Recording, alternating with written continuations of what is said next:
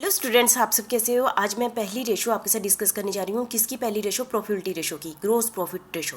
Gross profit किसे कहते हैं? आप सभी को पता है कि ग्रोस प्रॉफिट हमें कहाँ मिल जाता है?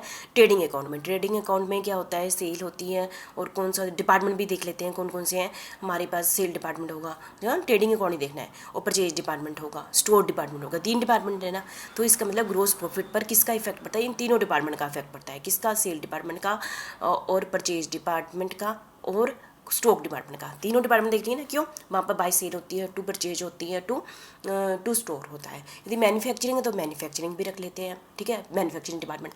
इन जितने भी डिपार्टमेंट है ट्रेडिंग अकाउंट में कंसर्न है जो भी है, तो उसकी एफिशिएंसी के बारे में कौन बताता है? ग्रोस प्रॉफिट रेशो बताती है। तो उन सभी की जितने भी डिपार्टमेंट है ना, जैसे 3 है, 4 है, 5 है, जो कि ग्रोस प्रॉफिट तक है, वो उन सभी की एफिशिएंसी को बताता है कि उन्होंने कितना एफिशिएंटली अपना काम किया है। ये सेल डिपार्टमेंट है, हो सकता है सेल डिपार्टमेंट में मार्केट में चाहे रेट उसने बहुत ही अच्छे ढंग से इतनी मार्केटिंग की है, अच्छे से की है, जिससे उसका सेल वॉल्यूम बढ़ गया है, इसके कारण सेल बढ़ गई है। हो सकता है कि उसने सेलिंग प्राइस ज़्यादा चार्ज की है, इतनी अच्छे ढंग से उसने प्रेजेंटेशन दी है, जिसके कारण ग्रोस प्रॉफिट बढ़ गया। इसका मतलब एफिशिएंसी को बताता है सेल डिपार्टमेंट की। ऐसे ही परचेज डिपार्टमेंट में हो सकता है जो रॉ मटेरियल खरीदते हैं या फिनिश गुड्स भी वो खरीदते हैं मार्केट से, उसने इतनी बार्गेनिंग करके खरीद लिया, कम कॉस्ट पर खरीद लिया, जिसके कारण ग्रोस प्रॉफिट बढ़ गया, ठीक है। यदि मैन्युफैक्चरिंग भी की है to cost of goods sold, है ना, तो यदि मैन्युफैक्चरिंग भी की है तो इसका मतलब हमारी फैक्ट्री में इतने अच्छे ढंग से मैनेजमेंट की हुई है कि हमें कॉस्ट कम पड़ी है, जिसके कारण ग्रोस प्रॉफिट बढ़ गया है, ठीक है। वहाँ पर क्या होंगी? ऑपरेटिंग एक्सपेंसेस भी होंगे, जैसे वेजेस होंगे ना, तो इसका हमने उनकी इतने अच्छे ढंग से मैनेजमेंट की है ना, तो सभी के मैनेजमेंट का, सभी डिपार्टमेंट की मैनेजमेंट का इफेक्ट ग्रोस प्रॉफिट पर पड़ता है। यदि ग्रोस प्रॉफिट अच्छे से आ गया है तो इसका मतलब हर डिपार्टमेंट, जो भी वहाँ पर ग्रोस प्रॉफिट तक डिपार्टमेंट थे, है ना, उन्होंने अपना काम बहुत ही एफिशिएंटली किया है। तो उनकी एफिशिएंसी को मेजर करने के लिए हम कौन सी रेशो कैलकुलेट करते हैं? ग्रोस प्रॉफिट रेशो करते हैं। क्योंकि अभी तक इसके बाद तो बहुत सारे एक्सपेंसेस माइनस होने हैं, ऑफिस, सेलिंग एंड डिस्ट्रीब्यूशन। अभी तक हम ये है कि जो इन डिपार्टमेंट्स का कौन सा प्रोडक्शन डिपार्टमेंट हो गया, परचेज डिपार्टमेंट हो गया, स्टोर डिपार्टमेंट हो गया, सेल डिपार्टमेंट हो गया, इन्होंने अपना काम कितना एफिशिएंटली किया है, ठीक है। उनकी एफिशिएंसी को मेजर करने के लिए हम कौन सी रेशो यूज़ करते हैं? ग्रोस प्रॉफिट रेशो, ठीक है। आप ट्रेडिंग अकाउंट माइंड में पिक्चर बना लीजिए, ठीक है। तो ग्रोस प्रॉफिट हमें कहाँ मिल गया? यहीं मिल गया। सेल भी कहाँ मिल गई? ट्रेडिंग अकाउंट में मिल गई। बस बन गई रेशो ग्रोस प्रॉफिट। सारी रेशो ऐसे निकालनी, जो बोली हुई ना उसको ऊपर रखो, मल्टीप्लाई बाय 100 करो और डिवाइडेड बाय कर दो सेल, क्योंकि सारी रेशो जो मैं अभी कराने जा रही हूँ वो सेल से रिलेटेड है, ठीक है।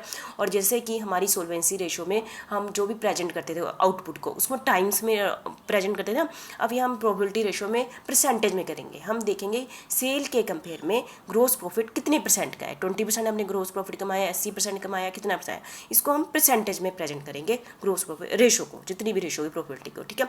चलो फिर से कर लेते हैं। ग्रोस प्रॉफिट रेशो को हम दूसरा नाम क्या कहते हैं? ग्रोस मार्जिन रेशो भी कहते हैं। इसको हम क्या कहते हैं? ग्रोस मार्जिन रेशो भी कहते हैं, ठीक है। तो दोनों ही नाम है इसके। It match the relationship of gross profit, profit and loss account में पहुंच गए आप, ग्रोस प्रॉफिट और टू नेट रेवेन्यू। रेवेन्यू का मतलब क्या है? सेल। नेट इसलिए कहा क्योंकि सेल में मैंने सेल रिटर्न भी माइनस कर देनी। From operation is usually represent as a percent, और जो भी इसका रिजल्ट आएगा ग्रोस प्रॉफिट रेशो आएगी, हम उसको किस रूप में प्रेजेंट करते हैं? परसेंटेज के रूप में प्रेजेंट करते हैं। जैसे 20%, है ना, ग्रोस प्रॉफिट 20% हुआ है, ऐसे परसेंटेज में कन्वर्ट करते हैं, है ना। जैसे पहले अनुपात में करते थे, फिर टाइम्स में भी किया हमने, बीच में काफ़ी रेशो। हम जो ये प्रॉफिट रेशो मैक्सिमम कोशिश करते हैं इसको परसेंटेज में प्रेजेंट करें, ठीक है।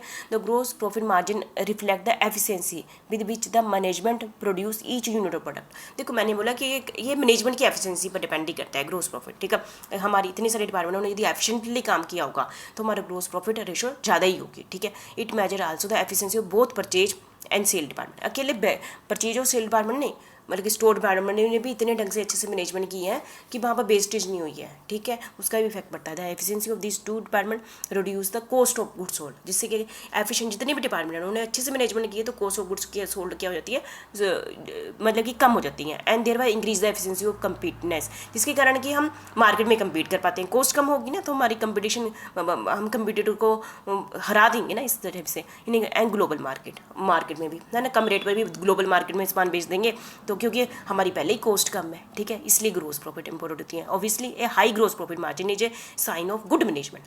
मतलब कि ये यदि ग्रोस प्रॉफिट क्या है, अच्छी है, तो इसके ये किसके बारे में बताती है? गुड मैनेजमेंट के बारे में बताती है कि प्रोडक्शन डिपार्टमेंट ने अच्छे से काम किया है, सेल डिपार्टमेंट ने अपने अच्छे से काम किया, परचेज डिपार्टमेंट ने अपने अच्छे से काम किया, स्टोर डिपार्टमेंट ने बड़े अच्छे से काम किया। इन सभी डिपार्टमेंट ने बहुत ही एफिशिएंटली काम किया, जिसके कारण हमारा ग्रोस प्रॉफिट रेशो इतनी अच्छी आई है, ठीक है।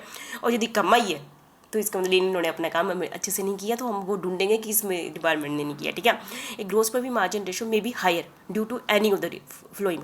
ग्रोस प्रॉफिट किन कारणों से ज़्यादा हो सकता है? आप पहुंच जाओ ट्रेडिंग अकाउंट में, यदि हमने सेलिंग प्राइस मतलब जितना होना चाहिए था सेलिंग में उससे ज़्यादा रख दिया था, जिसके कारण हमारे सेल वैल्यू बढ़ गई, जिसके कारण ग्रोस प्रॉफिट ज़्यादा हो गया। Cost of goods sold remaining constant, मतलब कि हमने कॉस्ट वैसे ही है पहले जैसी ही है, पर इस बारी जो हम हमेशा से एक पीस पर रेट 10 रुपये चार्ज करते थे, इस बारी 12 रुपये चार्ज कर लिया, अपने आप इससे ग्रोस प्रॉफिट इंक्रीज हो जाएगा ना, इसका इफेक्ट पड़ता है। लोअर कॉस्ट ऑफ सोल्ड और सेल प्राइस रिमेन कॉन्स्टेंट, पहले हमारी जो सेलिंग प्राइस कितना था 15 रुपये था, आज भी हमने सेलिंग प्राइस 15 ही रखा है, लेकिन हमें जो वो खुद को बनाने के लिए 10 रुपये पड़ती थी, अब हमने ऐसी एफिशिएंटली काम किया वो 8 रुपये पड़ गई, 2 रुपये बचा लिए ना, तो 2 रुपये बचने की वजह से हमारा ग्रोस प्रॉफिट क्या हो गया, बढ़ गया, ठीक है। ये भी रीज़न हो गया। एक combination of variation in sale price and cost, यदि दोनों ही चीज़ें, यदि हमने सेलिंग प्राइस भी बढ़ा दिया और कॉस्ट को भी कम कर दिया, है ना, कॉस्ट भी हमें ऐसे एफिशिएंटली काम किया, बार्गेनिंग की, जिसके कारण हमें कॉस्ट कम पड़ी और सेलिंग प्राइस पहले के कंपेयर में हमने ज़्यादा चार्ज कर लिया, इन दोनों ही रीजनों के कारण तो प्रॉफिट तो बढ़ेगा ही ना, तो इसके कारण ग्रोस प्रॉफिट बढ़ जाता है। ये भी रीजन है जिसके कारण, एक तो ना ऊपर हमने क्या एफिशिएंटली काम किया, मतलब कि ये भी इन रीजनों के कारण ग्रोस प्रॉफिट क्या होता है, बढ़ जाता है। And increase in proportionate volume of high margin items, देखो हम यदि कम आइटम बेचते हैं तो प्रॉफिट कम होता है, बहुत ज़्यादा आइटम वॉल्यूम में बहुत ज़्यादा आइटम्स बेच देते हैं तो प्रॉफिट क्या होता है, उतना ही ज़्यादा हो जाता है, ठीक है। तो इन सभी रीजन के कारण, एक तो एफिशिएंट से सारे डिपार्टमेंट काम करते हैं तब ग्रोस प्रॉफिट बढ़ जाता है, और इन रीजनों के कारण भी ग्रोस प्रॉफिट क्या हो जाता है, बढ़ जाता है, ठीक है। ग्रोस प्रॉफिट रेशो क्या होती है आपको पता ही है, ग्रोस प्रॉफिट ट्रेडिंग अकाउंट में चले जाओ, एंड में क्या लिखा होगा, gross profit divide by net sale multiply by 100, तो हमारी ग्रोस प्रॉफिट रेशो आ जाती है, बहुत ही सिंपल है। नेट सेल किसे कहते हैं मैं आपको बता दूँ, टोटल से चाहे क्रेडिट है चाहे कैश सेल है, माइनस रिटर्न कर दो तो मेरी क्या आती है, नेट सेल आ जाती है। दूसरे शब्दों में हम इसको क्या कहते हैं, नेट रेवेन्यू फ्रॉम ऑपरेशन।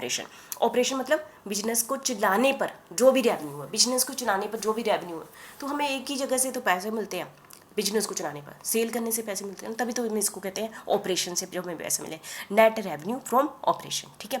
और दूसरा है इसके रेशो कैसे निकाल सकते हैं, रेवेन्यू फ्रॉम ऑपरेशन, है ना, ऑपरेशन से sale minus cost of revenue from operation, है ना, मल्टीप्लाई है, मतलब एक ही बात होगी, ग्रोस प्रॉफिट ही हुआ, यदि हम रेवेन्यू में से सेल में से परचेज और कॉस्ट ऑफ प्रोडक्शन माइनस कर दें तो ग्रोस प्रॉफिट ही आता है। तो ऐसे ही इन्होंने इंडायरेक्टली फार्मूला से बनाने, multiply by 100 divide by net से, है ना, ग्रोस प्रॉफिट आता है ना, बस ट्रेडिंग अकाउंट की आइटम में अपने ध्यान रखो, अपने आप ग्रोस प्रॉफिट निकल जाएगा, ठीक है।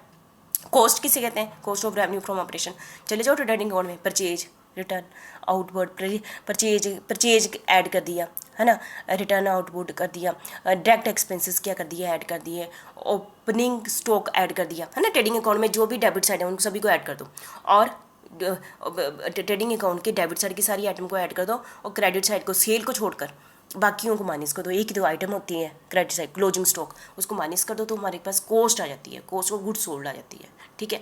तो कॉस्ट ऑफ गुड्स सोल्ड हमने ये वाला निकाल लिया, ये आपको पता ही है वैसे ना, ट्रेडिंग अकाउंट आपने +1 से करे हैं। ये रेशो जितनी ग्रोस प्रॉफिट रेशो जितनी हाई होगी उतना ही अच्छा ना हमारे लिए, हम सोचते 25% कमा लिया, 30% कमा लिया, 50% कमा लिया, हम ये कहेंगे कि अच्छी है बुरी है हम नहीं बोल सकते, क्यों, ये डिपेंड करता है कि पिछले साल के कंपेयर कर सकते हैं, पिछले साल के कंपेयर में अच्छी थी बुरी थी, ट्रेंड के बेस पर हम कह सकते हैं अच्छी थी बुरी थी, ऐसे कह सकते हैं। या फिर मैं अपनी जैसी कंपनी के साथ कंपेयर करके कह सकती हूँ, अपनी जैसी इंडस्ट्री को के साथ कंपेयर करके कह सकती हूँ अच्छी बुरी, ऐसे अपने विदाउट किसी रीजन ऐसे ही नहीं कह सकती हूँ ये अच्छी है बुरी है, ठीक है।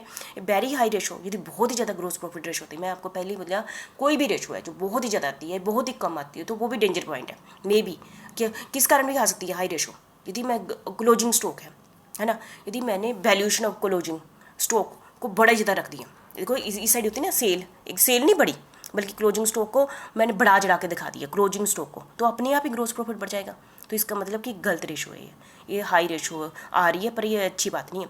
और अंडर वैल्यूएशन ओपनिंग स्टॉक है, जितनी वैल्यू थी उसको कम दिखा दिया, नेचुरली यदि मैं इधर इस साइड ओपनिंग स्टॉक को कम दिखाऊंगी तो ग्रोस प्रॉफिट बढ़ जाएगा, मतलब कि है ना, डेबिट साइड की आइटम को यदि कम करूँगी तो ग्रोस प्रॉफिट बढ़ जाएगा, क्रेडिट साइड की आइटम को पहले के कंपेयर में ज़्यादा दिखा दूंगी तो अब ग्रोस प्रॉफिट बढ़ जाएगा, तो इसलिए ये भी रीजन है कि वेरी हाई रेशो था रही, तो ये अच्छी बात नहीं है, ठीक है।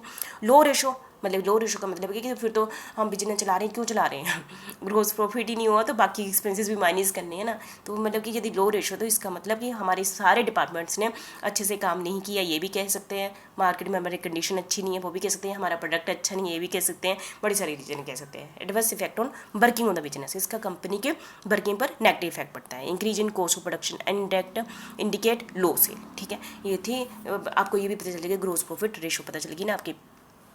कैसे निकालते हैं, आप ट्रेडिंग अकाउंट में पहुंच जाओ, आप बस बाकी कुछ नहीं, फार्मूले अपने आप बन जाते हैं, ये आप उसको माइंड में रखो।